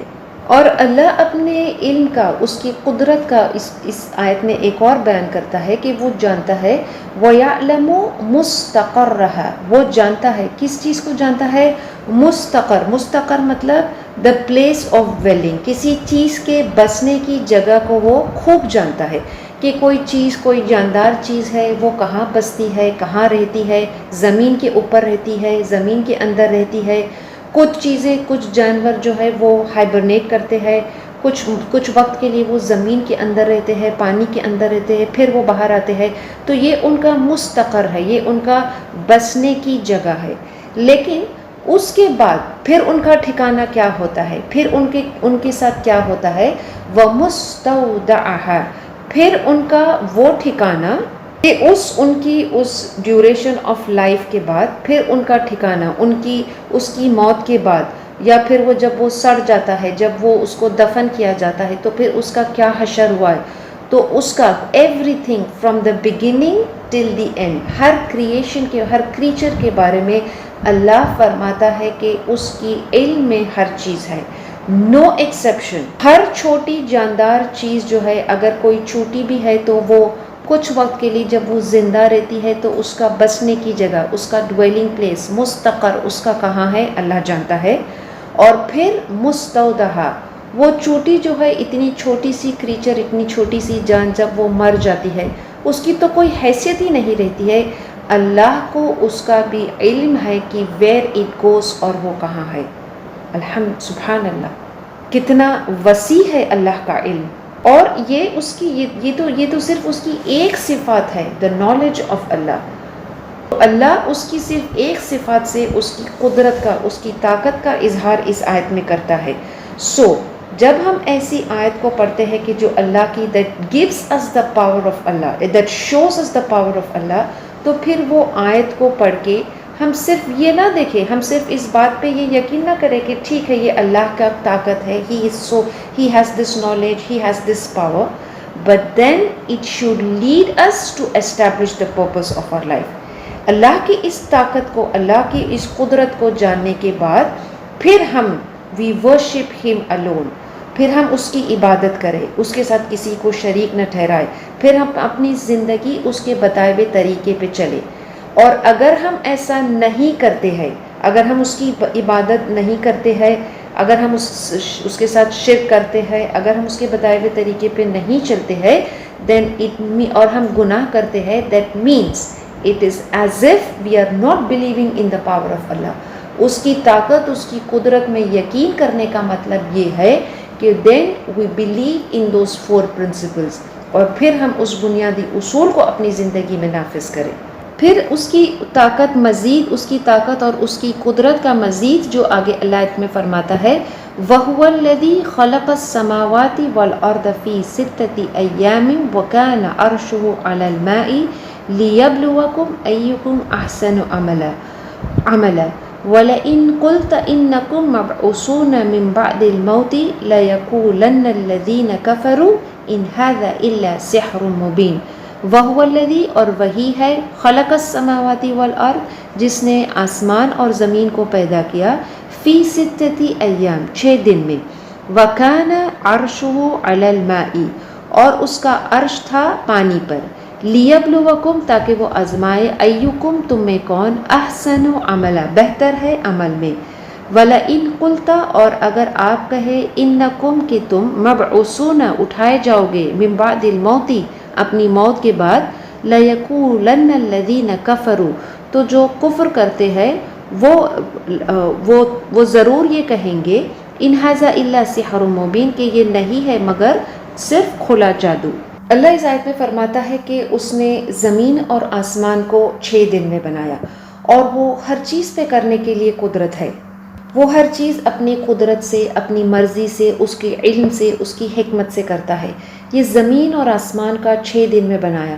These are matters of the unseen، یہ غیب کی باتیں ہیں، اور اللہ کے لیے یہ زمین اور آسمان کو 6 دن میں بنانا یا اس سے کم دن میں بنانا، اور یہ ساری چیزیں جو اللہ میں قرآن میں بیان کرتا ہے، یہ اس کے لیے کوئی مشکل کام نہیں ہے، اور اللہ ہمیں یہ بتاتا ہے، اس کی طاقت کا اظہار کرتا ہے، تو پھر to show us how weak we are, جب اللہ طاقت والا ہے، اللہ ہر چیز پہ قدرت رکھتا ہے، he has full control of everything, تو پھر it makes us feel how weak we are, کہ ہم کتنے کمزور ہیں، ہم کتنے بے بس ہیں، ہمارا کسی پہ کوئی چیز پہ اختیار نہیں ہے، کل اختیار اللہ کا ہے ہر چیز پہ۔ اور پھر اللہ فرماتا ہے کہ اللہ نے جب یہ ساری چیز کو بنایا، زمین اور آسمان کو بنایا، تو اس کا عرش جو ہے وہ کس پر ہے؟ وہ پانی پر ہے۔ اب یہ بھی this is also matters of the unseen, یہ غیب کی باتیں ہیں، اور ہم وی لیو اٹ فار اللہ، ہم اس بات میں نہیں جائیں گے کہ اب وہ پانی پہ اللہ کا عرش کیسا ہے۔ اس سورہ کے شروع میں اللہ نے فرمایا تھا کہ اللہ نے کچھ آیتوں کو he has given it in general, اور کچھ آیتوں کو تفصیل سے بیان کیا ہے، اور یہ کس اللہ بتاتا ہے کہ وہ اس کی طرف سے ہے، من لدن حکیم خبیر، وچ مینس وہ بہتر جانتا ہے کہ کس چیز کا ذکر کرنا، کس چیز کی تفصیل ضروری ہے، کس چیز کی تفصیل ضروری نہیں ہے۔ تو یہ غیب کی باتیں ہیں، اس کی بہت زیادہ تفسیر قرآن نہیں بیان کرتا ہے، but it mentions it for us to understand and know the power of Allah, and we do not go beyond this, ہم یہ تصور نہیں کریں کہ اس کی کرسی کیسی ہے، وہ پانی پر کس طرح سے قائم ہے، all of this is not for us, it's matters of the unseen، یہ غیب کی باتیں ہیں، نہ ہم اس کی کوئی تفصیل میں جانے کے لیے کسی سائنٹیفک تھیوری کو ہم اسٹڈی کرتے ہیں، یا پھر وہ چیز اس قرآنک ٹیکسٹ کو پروو کرتا ہے۔ ہمارے لیے یہ ضروری نہیں ہے کہ قرآن کی آیت جو ہے وہ اس سائنٹیفک فیکٹ سے ایگری کرے، بلکہ ہم اس بات پہ غور کریں کہ جو قرآن آیتیں، جو قرآنک اسٹیٹمنٹ، سائنٹیفک فیکٹس قرآن بیان کرتا ہے، وہ بالکل سچ اور صحیح ہے، کیونکہ وہ اللہ نے بیان کیا ہے۔ So we don't need to go by some scientific theory to prove that this Quranic statement is correct. قرآن کی آیت they are true regardless whether science discovers or proves it or not. اللہ اپنی اس طاقت کا ذکر اس آیت میں کرتا ہے کہ اس نے اس زمین اور آسمان کو 6 دن میں بنایا، اور پھر بتایا کہ اس کا عرش جو ہے وہ پانی پر ہے۔ اس چیز کو بیان کرنے کے بعد اللہ نے he has given the test for man, کہ اللہ نے کیوں دیا ہے، اللہ نے انسان کو کیوں اس دنیا میں بھیجا ہے۔ اللہ نے انسان کو یہ اختیار دیا ہے کہ وہ صحیح اور غلط کو ہی چوزز واٹ ہی وشز۔ اگر وہ صحیح کو چوز کرتا ہے، گائیڈنس کو چوز کرتا ہے، اگر وہ اللہ کے بتائے ہوئے طریقے پہ چلتا ہے تو پھر وہ کامیاب ہوتا ہے، اور اگر وہ اس سے پھر جاتا ہے، جیسے پچھلی آیت میں بھی ہم نے پڑھا تھا کہ اگر وہ وَإِن تَوَلَّوْا، اگر وہ پھر جاتے ہیں تو ان کو اس دن، اس بڑے دن کے عذاب کے بارے میں خبردار کرے اور ان کو یہ بتا دے۔ تو اللہ نے انسان کو یہ اختیار اور یہ چوائس جو دیا ہے، دس از ہز ٹیسٹ، کہ کیا وہ اس چوائس کو صحیح استعمال کرتا ہے یا پھر وہ گمراہ ہو جاتا ہے، اور وہ لوگوں کو ٹو ٹیسٹ دیم کہ وہ کون عمل میں بہتر ہے۔ اور یہ ٹیسٹ از ناٹ فار ہم ٹو نو، اس کے علم میں کوئی اضافہ نہیں ہوتا ہمارے عمل سے، بلکہ it is for us to know, کہ جب ہم جو عمل کرتے ہیں and when we will see the consequences of that action on the day of judgment, جب ہم آخرت میں اپنے ہر عمل، دنیا میں ہمارے کیے ہوئے عمل کا جب ہم آخرت میں اس کا نتیجہ دیکھیں گے، then we will realize what actions we have done. تو اللہ خود ہمیں قرآن کے ذریعے سے ہی بتاتا ہے کہ اللہ نے ہمیں دنیا میں کیوں بھیجا ہے، تاکہ ہم اس کی عبادت کریں، اور اللہ نے ہمیں یہ ساری چیز یہ دنیا میں بھیجا ہے، یہ سب کچھ عطا کیا ہے تاکہ وہ ہمیں آزمائے کہ ہم میں سے کون اچھے عمل کرتا ہے۔ تو اللہ خود اس کو بیان کرتا ہے کہ یہ he has created us as a test. تو ہر بات ہمیں اس چیز کو ہمارے ذہنوں میں یہ رہنا ضروری ہے کہ everything that we go in life, ہم اس لائف میں جو ہم ایکسپیرئنس کرتے ہیں، ہم جو کچھ بھی کرتے ہیں، everything is as a result of the test. تو پھر ہمارے لیے یہ ضروری ہے کہ we strive to be the best. جب ہم یہ جانتے ہیں کہ ہماری کوئی چیز آزمائش ہے، جب ہمارا کوئی ٹیسٹ ہوتا ہے، جب ہم کوئی ایگزام دیتے ہیں، تو کیا ہم وہ ٹیسٹ اور ہم ایگزام بنا پریپریشن کے دے دیتے ہیں؟ نہیں، ہم اس کے لیے خوب محنت کرتے ہیں، خوب تیاری کرتے ہیں، and then we appear for the test and exam. تو ہمارے لیے یہ ضروری ہے کہ جب اللہ نے ہمیں ایک test, when he has sent us in this life as a test, تو دین ہمارے لیے ضروری ہے کہ we prepare ourselves well for that test. تو ہم اپنے آپ کی تیاری کیسے کریں؟ How do we prepare ourselves, how do we live our life, ہم اپنی زندگی کو کیسے جیے، how do we strive to be the best. تو پھر ہمیں یہ دیکھنا ہے کہ who was the best Umang all creation, اور وہ کون تھا؟ ہمارے نبی صلی اللہ علیہ وسلم، جو سب سے بہترین ماڈل تھے۔ سو ہمارے لیے ضروری ہے کہ ہم آپ کے اس ایگزامپل کو، اس ماڈل کو فالو کریں، اور پھر we do not compare our deeds with someone else. ہم اپنی زندگی کو کیسے جی رہے ہیں، ہم عمل جو کر رہے ہیں، ہم عمل کیسا کریں، کیا کریں، all of our deeds and actions it should be کیسا، according to ہمارے نبی صلی اللہ علیہ وسلم نے جیسے بتایا ہے۔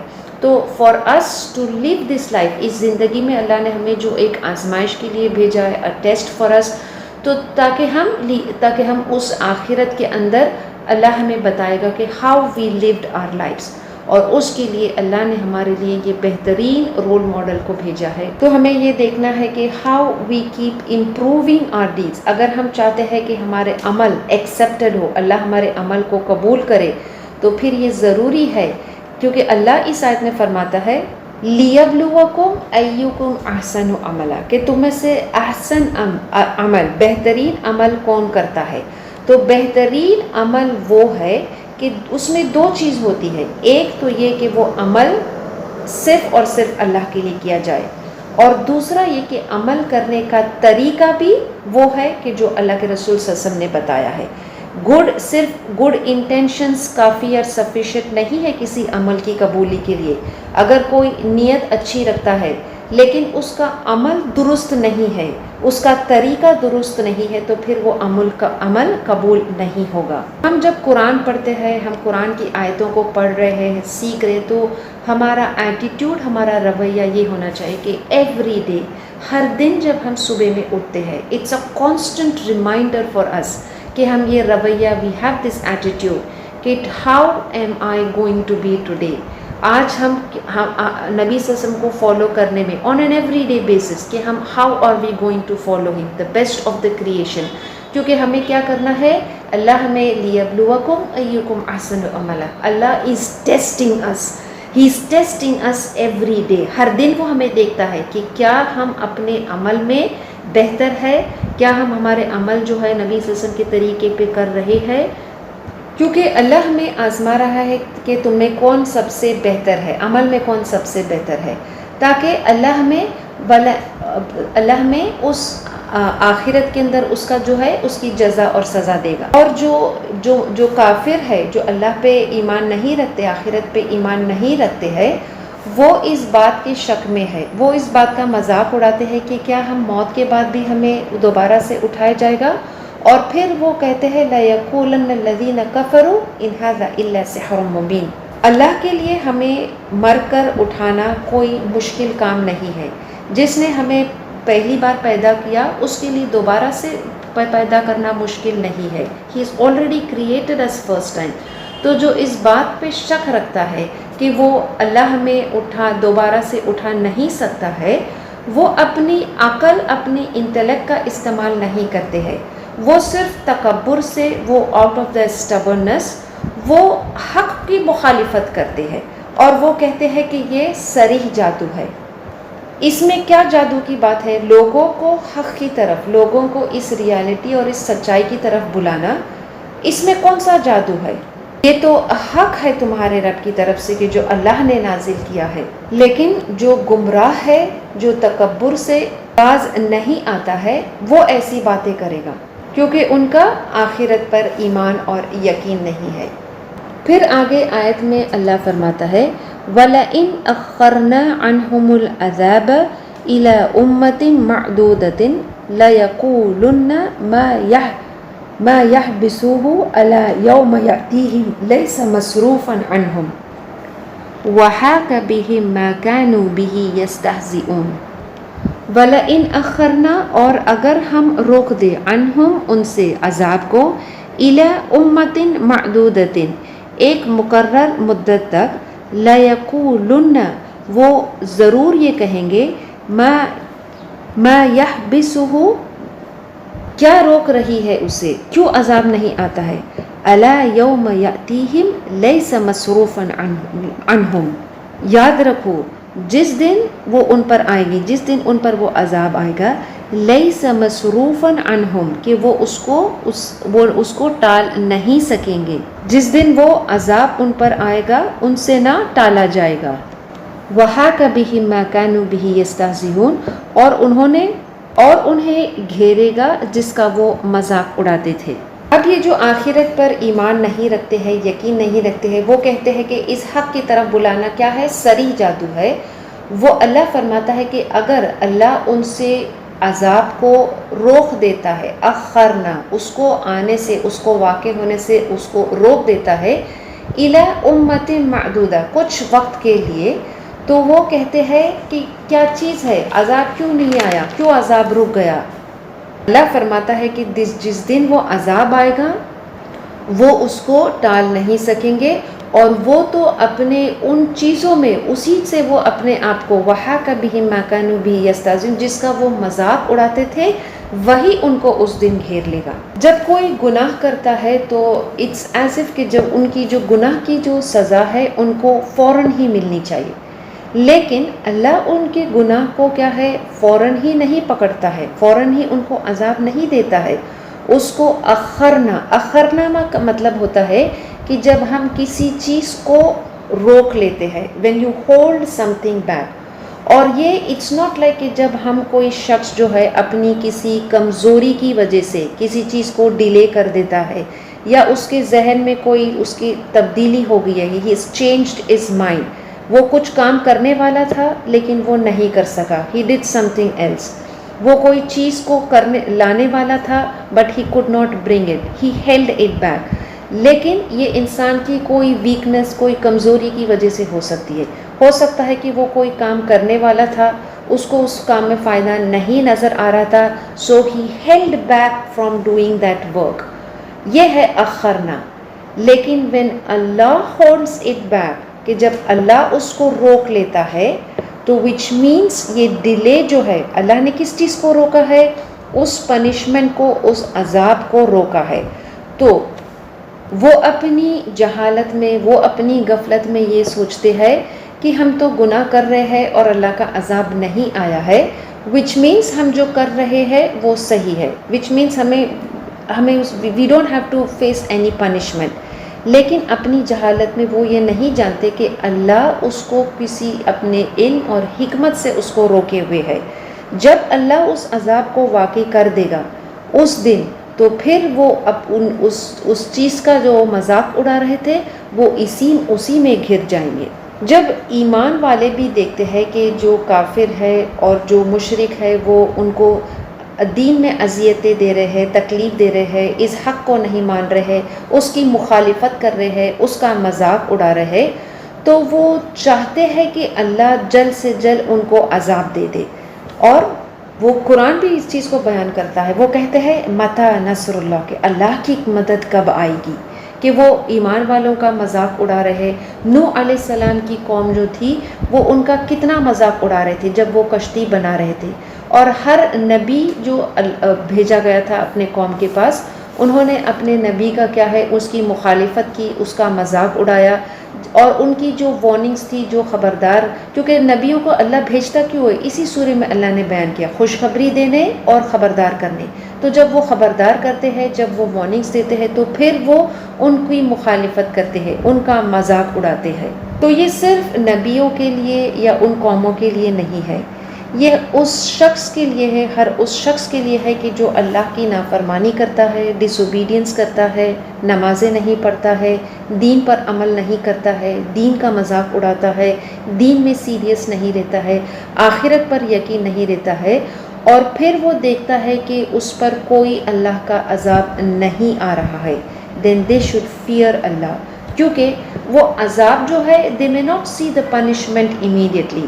یہ تو اللہ ہے کہ اس عذاب کو اللہ روک کے رکھا، یہ اس کی حکمت ہے. اب پچھلی آیت میں اللہ نے فرمایا ہے لِيَبْلُوَكُمْ أَيُّكُمْ أَحْسَنُ عَمَلًا، اللہ ہمیں آزماتا ہے، ٹو ٹیسٹ اس.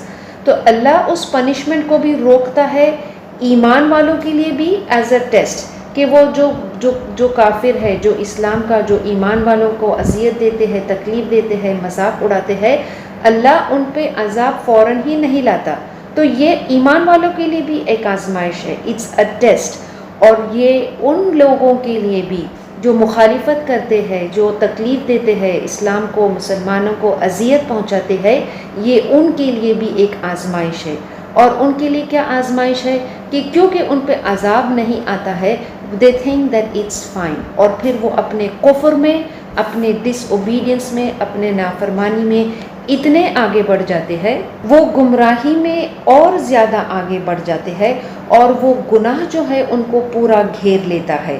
تو جو شخص جرم کرتا ہے، اللہ کی نافرمانی کرتا ہے، اوپریشن کرتا ہے، جب وہ اللہ کی سزا کو نہیں دیکھتے ہیں کہ اس دنیا میں ان کو کوئی سزا نہیں ہو رہی ہے، تو اللہ فرماتا ہے کہ پھر آخرت میں ان کی پکڑ ہوگی، آخرت میں ان کو عذاب ہوگا. اور اسی کے لیے خبردار کرنے کے لیے نبی کو بھیجا جاتا ہے کہ وہ لوگوں کو اس بڑے دن کے آنے کے خبردار کرتے ہیں. دنیا کے معاملات میں بھی ہم دیکھتے ہیں کہ اگر کوئی قانون نہیں ہے ٹو گورن آر لائفز، اگر کوئی لا اینڈ آرڈر نہیں ہے، if there are no punishments, if there are no prisons, اور ہر شخص کو جو چاہے وہ کر سکتا ہے، تو ہم تصور کر سکتے ہیں کہ ہماری زندگیوں میں کتنا افراتفری مچ جائے گا. اسی طرح سے in matter of obedience and disobedience to Allah, کہ جب وہ دیکھتے ہیں کہ اللہ کی پنشمنٹ نہیں آ رہی ہے اور وہ اپنی منمانی طریقے سے اپنی زندگی کو جیتے ہیں، لیکن when it comes to the laws of the land، دنیا کے جو قانون ہے اس میں وہ اس کو فالو کرتے ہیں، the laws of the land. But when it comes to the laws of the creator، اس کو کیا کرتے ہیں، اس کو نیگلیکٹ کرتے ہیں، اس کا مذاق اڑاتے ہیں، کیونکہ they don't see the punishment of Allah in this life. And as a result، اس کے نتیجے میں ان کے دل جو ہے وہ گمراہ ہو جاتے ہیں، their hearts are not guided to the truth. اور یہ کسی بھی شخص کے لیے is one of the worst punishments on the earth. کسی انسان کے لیے سب سے بدترین سزا اس دنیا میں یہ ہے کہ ہز ہارٹ از ناٹ، اس کا دل جو ہے وہ ہدایت پر نہیں ہے. کیونکہ جب دل ہدایت پر نہیں ہوگا تو پھر اٹ ول لیڈ ہم ان دا ہیئر آفٹر، آخرت میں پھر اس کے لیے کیا ہے؟ ایٹرنل پنشمنٹ ہے، ہمیشہ کا اس کا عذاب ہے. وہ تو اور جو ایمان نہیں رکھتے ہیں، آخرت پہ یقین نہیں رکھتے ہیں، ایک تو وہ یقین نہیں رکھتے ہیں اور اوپر سے وہ مذاق اڑاتے ہیں کہ یہ جو سزا ہے، یہ پنشمنٹ ہے، یہ کب آئے گی. اللہ تو بتا دیا ہے کہ یہ دنیا جو ہے، یہ زندگی جو تم کو دیا ہے، یہ تو ایک الی امت معدودہ، یہ تو ایک وقت مقرر کے لیے ہے. تو ان کی ہاؤ ایروگنٹ آف دیم کہ وہ کہتے ہیں کہ کس چیز نے اس پنشمنٹ کو، اگر تم کہتے ہو کہ یہ عذاب آئے گا تو یہ عذاب ہم پر کیوں نہیں آ رہا ہے. یہ ان کی نادانی ہے، یہ ان کی جہالت ہے کہ وہ ایسے الفاظ کہتے ہیں کہ جب رسول ان کو حق کی طرف دعوت دیتا ہے تو وہ کہتے ہیں کہ یہ سزا ہم پر کیوں نہیں لاتے، اگر سچے ہو تو عذاب ہم پر لے آؤ. ہمارے لیے یہ ضروری ہے کہ جب ہم لوگوں کو حق کی طرف بلا رہے، اس قرآن کی طرف بلا رہے، تو ہمیں ان کو خوشخبری بھی دینا ہے اور یہ وارننگز بھی دینا ہے کہ یہ بات بھی ان کو بتانا ہے کہ جو اللہ کے حکم کو نہیں مانتا ہے، جو نگلیکٹ کرتا ہے، جو اس کا مذاق اڑاتا ہے، یہ سوچ کر کہ ان پر ابھی سزا نہیں آئی، اپنی گناہ بری زندگی میں رہتے ہیں. یہ صرف غیر مسلم کے لیے نہیں ہے بلکہ ہر وہ شخص، ہر وہ مسلمان بھی کہ جو نمازیں نہیں پڑھتا ہے، گناہ بری زندگی جیتا ہے اور اپنا جو زندگی جینے کا طریقہ ہے، he lives according to his desires. اللہ فرماتا ہے کہ جب وہ وقت آئے گا لیس مصروفاً، یہ عذاب جب ان پر آئے گا تو یہ ایسا نہیں ہے کہ اب یہ عذاب ان سے ٹل جائے گا، بلکہ اٹس اے ڈن ڈیل، یہ ایک پکا معاہدہ ہے کہ یہ واقع ہو کر ہی رہے گا. تو جو لوگ برائی کرتے ہیں، جو لوگ حق کی خلاف رہتے ہیں، those who oppose the orders of اللہ، کہ جب اللہ نے and what are the orders of Allah, the most important جو اللہ اس سورے میں بیان کیا ہے، the most important order of اللہ کہ اللہ کی عبادت کرے، اس کے ساتھ کسی کو شریک نہ ٹھہرائے. تو جب یہ میسج، جب اللہ یہ ہمیں میسج پہنچتا ہے تو، اور یہ میسج کتنا واضح ہے، but we see how many of them worship Allah without partners. ہم دیکھتے ہیں کہ کتنے لوگ شریک کرتے ہیں اللہ کے ساتھ. تو پھر ان کو ہمیں خبردار کرنا ہے اس بات سے کہ جب وہ اللہ کے ساتھ شریک ٹھہراتے ہیں تو پھر یہ عذاب ان سے ٹلنے والا نہیں ہے اگر وہ اس کی مغفرت کو طلب نہیں کرتے ہیں، اگر اس کی بخشش کو طلب نہیں کرتے ہیں، اگر وہ اس کی طرف پلٹ کر نہیں آتے ہیں. قرآن ہمیں حقیقت کو بیان کرتا ہے، آخرت کے منظر کو بیان کرتا ہے، اس کے کانسیکوینسز کو بیان کرتا ہے کہ آخرت میں جو گناہ کرنے والا شخص ہے اس کو کتنی حسرت ہوگی، آخرت کے اندر وہ کتنا پچھتائے گا کہ اس نے اس دنیا میں اللہ کی عبادت نہیں کی، اس دنیا میں اس نے نیکی نہیں کمائی، اس دنیا میں اس نے اپنے آپ کو برائی سے نہیں روکا. تو قرآن جب ہمیں کسی چیز کو بیان کرتا ہے، یہ ضروری ہے کہ ہم لوگوں کو یہ صحیح نالج آف دا قرآن ان تک پہنچائے، خوشخبری بھی دے اور ان کو خبردار بھی کرے. We tell them that this life, یہ زندگی جو وہ جی رہے ہیں اس کا، جیسے قرآن میں اللہ بیان کرتا ہے ہر کریچر کے بارے میں، it has a beginning and it has an end. Allah جانتا ہے کہ اس کا ٹھکانہ جو ہے، اس کا وَيَعْلَمُ مُسْتَقَرَّهَا وَمُسْتَوْدَهَا، اس کا ٹھکانہ کیا ہے اور وہ کہاں، اس کے بعد وہ کہاں جانے والا ہے، ہر چیز اللہ کے علم میں ہے. تو پھر جب ہم یہ ساری چیزیں پڑھتے ہیں، یہ آیتیں پڑھتے ہیں، دین بی وائز، عقل سے کام لے. Don't be deceived by this کہ سزا ہم پر نہیں آ رہی ہے، ہم برائی کر رہے ہیں، ہم اپنی من مانی زندگی جی رہے ہیں، عذاب نہیں آ رہا ہے. عذاب آئے گا اور جس دن وہ عذاب آئے گا تو پھر اس کو وہ ٹال نہیں سکیں گے. یہ وہ وقت ہے کہ اللہ ہمیں اس قرآن کے ذریعے سے، اس سورے کے ذریعے سے، شروع میں اللہ فرماتا ہے کہ اللہ کا سیک دا forgiveness آف اللہ، وَأَنِ اسْتَغْفِرُوا رَبَّكُمْ، کہ تم اپنے رب کی بخشش کو طلب کرو اور اس کی طرف پلٹ آؤ. اللہ سے دعا ہے کہ اللہ ہمیں ان سارے بنیادی اصول جو ہم نے آج اس سورے کے شروع میں دیکھا اس پر چلنے کی توفیق دے، اور اللہ ہمیں اس بڑے دن کے عذاب سے بچائے۔ ربنا تقبل منا انک انت السمیع العلیم وتب علینا انک انت التواب الرحیم۔ سبحانک اللہم وبحمدک نشہد ان لا الہ الا انت نستغفرک ونتوب الیک۔ اللہم آنس وحشتی فی قبری، اللہم ارحمنی بالقرآن العظیم واجعلہ لی اماما ونورا وہدی ورحمہ۔ اللہم ذکرنی منہ ما نسیت وعلمنی منہ ما جہلت وارزقنی تلاوتہ آناء اللیل وآناء النہار واجعلنا لحجۃ یا رب العالمین۔ السلام علیکم ورحمۃ اللہ وبرکاتہ۔